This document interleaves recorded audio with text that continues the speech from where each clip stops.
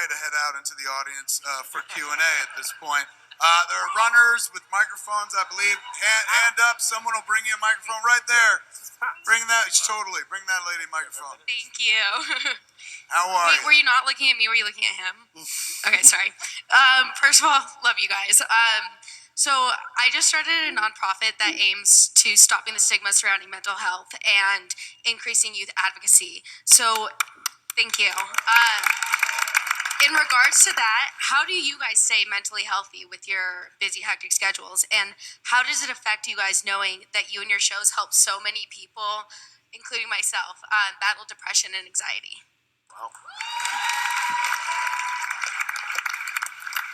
Wow. Well, I can obviously, just speaking personally, but we have so much fun on the set, and there's a lot of, obviously we spend a lot of time with each other, and I think it's really important that we find humor throughout the day, and luckily on the set of Supergirl, that's very often. So I think it's obviously important to keep your spirits up, and fortunately we have a group of people that are constantly keeping each other's spirits up. So we're very fortunate about that, and it's wonderful that these shows obviously that provide people with that support. We're all very, very thankful and grateful that we're able to do that, and hopefully that continues, and you can go on to do great things like you're doing there with your non-profits. So congratulations.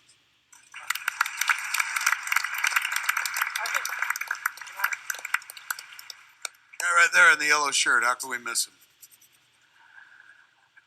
Just wait till you get the mic. It's coming around. Look, she's hustling like Barry Allen. She's making a run. There we go. Thank you, Kevin. First and foremost, I'd like to thank the producers for bringing DC TV to the mainstream, and Supergirl to CW. Hey, Melissa. So my question is for the cast, Melissa, Steven, and Grant, and the cast. If you were to pitch and write and direct the crossover of all crossovers, how would you pitch it in a short? Doesn't matter how outrageous it is. What would you like to see in that crossover? The next crossover. While you guys think about this, it's just the Arrow side of it is just Oliver and Diggle having a cup of coffee and playing chess. Andrew and I have pitched that as the four-night crossover, actually. And at the end, the Legends and Supergirl and Flash show up and say, "We need your help," and we're like, "We're good."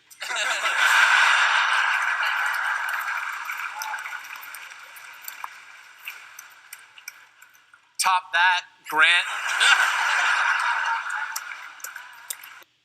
Yeah, I leave these crazy crossover ideas to these guys. I don't even know how they begin to do it.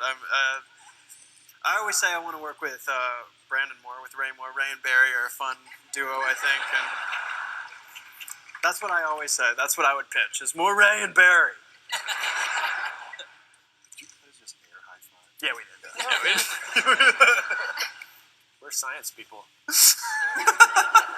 Cool. Next question. Candace, you're the sign right up front here. Lovely sign. It was like Price is Right. She was holding up a sign. By the way, it would be really funny if you didn't have a question for Candace right now. I do actually. Quick shameless plug. I'm cosplayed as Iris. I see that. Oh, yeah. I noticed that too. I was like, you look like Iris. I look like Iris. Don't tell me that. Don't gas my head up like that.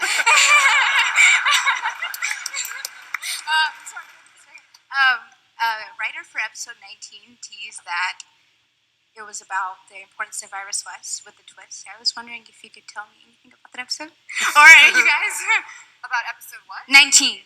19. That is so far away. Is that which Or one? Andrew. Well, 18 is 18 has Abracadabra, who's also a villain from the future, and he knows who Savitar is, and it becomes a moral conundrum. Do Barry and the team let Abracadabra go in order to get Savitar's identity, and it's one of those great sort of morality plays, and Iris and Barry have a great scene about the can you be a hero if you do one bad thing for the better good. So that's a really exciting episode coming up. Todd, Aaron, what's 19? These numbers, I can't remember them. Future. 19 is called the Once and Future Flash, and Barry decides that the only way he can find out what he needs to know is in the future. That's right. Now I remember. What happened? What did I do? Did I do something? I didn't say. Hi, everyone. I have a two-part question for Steven. My first question is from a friend from New Jersey. Woo! She is right now studying to be a physical trainer. She has questions about your training, specifically how many days, how many hours does she need to train to achieve the latter? I'm just naturally good at chin-ups. Yeah. I figured as much. Yeah. When I used to live 5 minutes from here, and I would walk up Runyon Canyon for my exercise, and I had a chin-up bar in my house. So lucky me. Yeah, very much so. The second part of my question, you would make my entire life if you could say, Janae Williams, you have failed this city. What was your name, though? What was your name? Sorry, just give me a second. What was your name? Janae? Janae Williams. Janae Williams.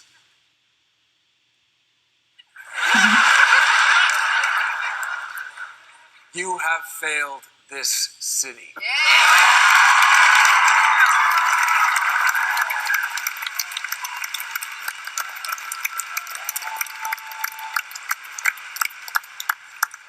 White shirt right there, or dude on the end of the shirt. Yeah, there you go. He's closer. Hi, first I wanted to say welcome and great to see all of you, but my question is to the executive producers. I know you guys film out in Canada, so what are the chances in the future of maybe filming here locally in LA? I think we would all like that.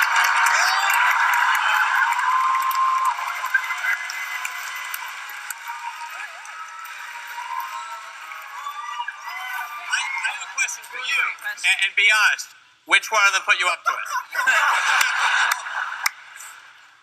My daughter's over here. You know, we haven't talked about it, but now I guess we will.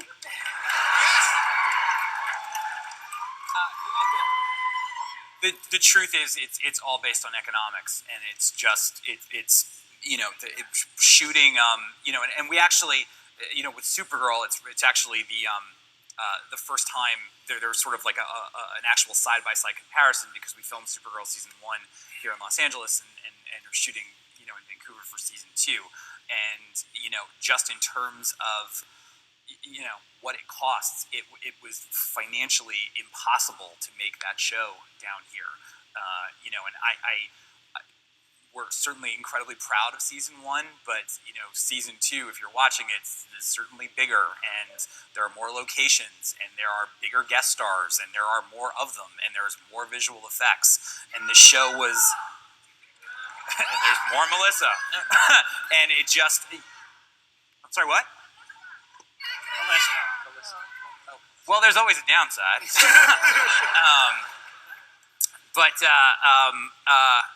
And so, the show had to move up there to survive, to be the show that it is now. I don't know if anybody noticed last year, but there was literally 4 episodes in a row where the villain stopped by Kara's apartment, and The doors are always unlocked. And there were a couple of episodes where we actually didn't leave the lot, and it became impossible to tell the kinds of stories we wanted to tell. And I mean, she Kara can fly. I mean, she can go anywhere, and it was really hampering the storytelling. And now, the shows are not ever easy to make, but at least we have the money that we need to be able to tell the kinds of stories that we want to tell.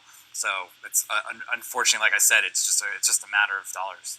I will say too, I think as you saw, we're all advocates for being home with our friends and families, but I think a lot of the magic for what Central City, Starling City, it's all in what Vancouver is. I don't think it would be the same if we were here. Except tomorrow the travels around time, so we don't really have anyone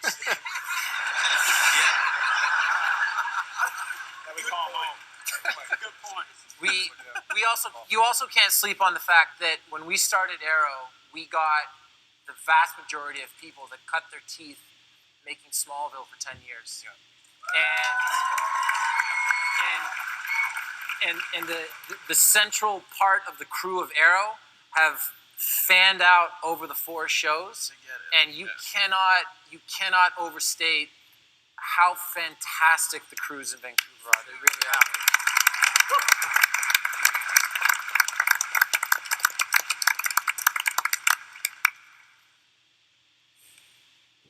Over there, right there, the Green Lantern shirt. First of which is, this is unreal. I love you guys. Second of which, my lovely wife is sitting right over there, right? And so when we started dating, we were always talking about, celebrity crushes and, who'd be a hall pass and blah, blah, blah, blah, blah. And so she was all like, oh, Enrique Iglesias. And I was like, no, the only 2 guys I would be cool with kissing on the cheek would be Stephen Amell and Grant Gustin.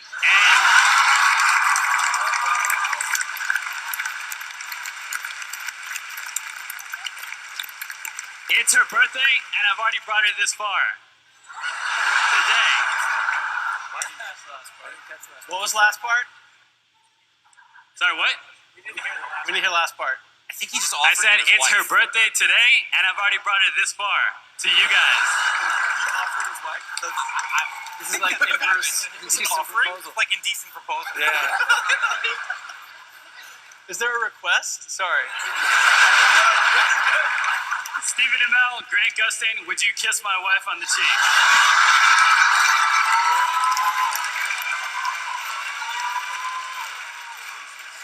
How about blower a kiss? There you go. Got it. Hey, Kat, that little girl in the front? Where? The little blonde girl? Oh, little blonde girl. Give her the microphone. Hi, I'm really happy to be here today.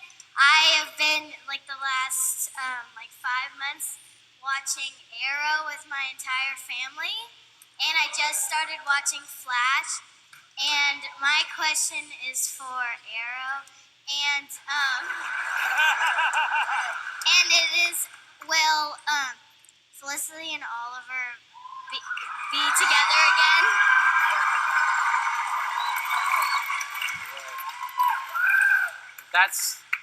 That's not really up to me. But I will say that they have some really, really cool stuff coming up. Thank you. Let's say we got to take 2 more, and then we got to get out of here, unfortunately. On that side, right up front here, 2 girls jumping up and down. Somebody get a mic. Here comes the mic.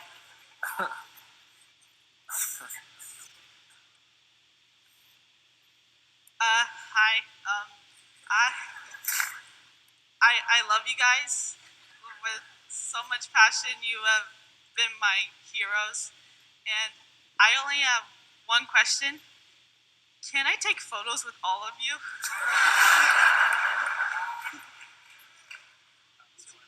Yeah. Yeah, my friend and I. Oh yeah, just come on up. Really? Really? No, actually. Oh my God.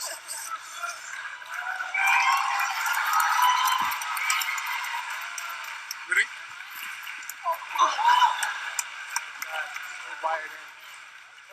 Oh yeah. See what you get when you just ask? Come here. Here, just pop it. Grab his seat.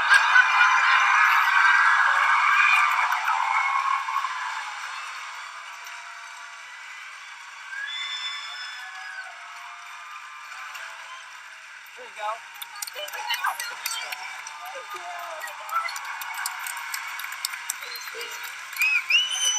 I can't think of a better way to end, ladies and gentlemen. Give it up for the folks on the Heroes and Villains panel.